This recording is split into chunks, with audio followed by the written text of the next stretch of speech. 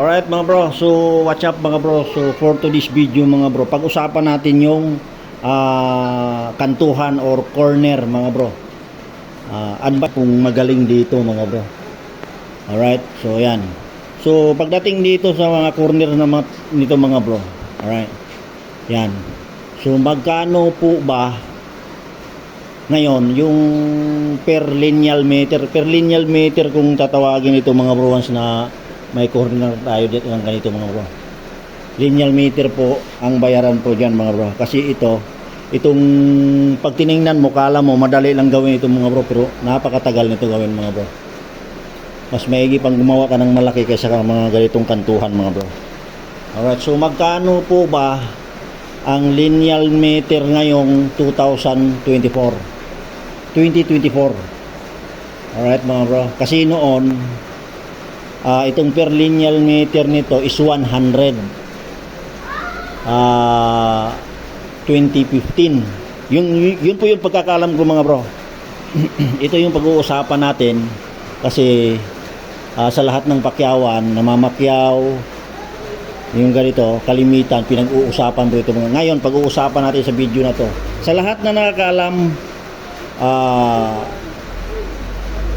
welcome po kayong mag-comment dito mga bro sa regarding sa ganito, sa lahat na nakakaalam ng ganitong pero sa akin is 100 per lineal meter. Ano po ba ang lineal meter na ito mga bro, itong corner na to? So kalimitan sa kumpanya, eto mula sa kanto na to, meron tong 30 or 20 ganon. Yun yung magiging sakop nitong lineal meter mo to. Every 1 meter na ito mga bro, 100 peso.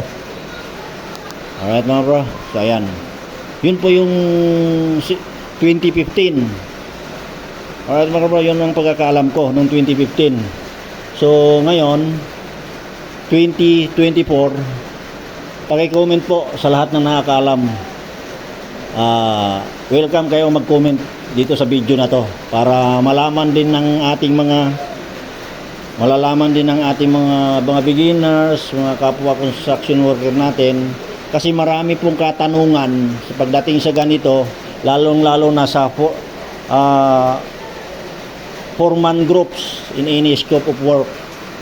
Nandun yan mga bro, marami akong nakikita doon kung magkano ba ang halaga ng isang lineal meter. Alright mga bro, so sa lahat na nakakaalam, paki-comment na lang po at kayo na rin po mag-discuss kung ano po ba ang presyo niyan ngayong 2024.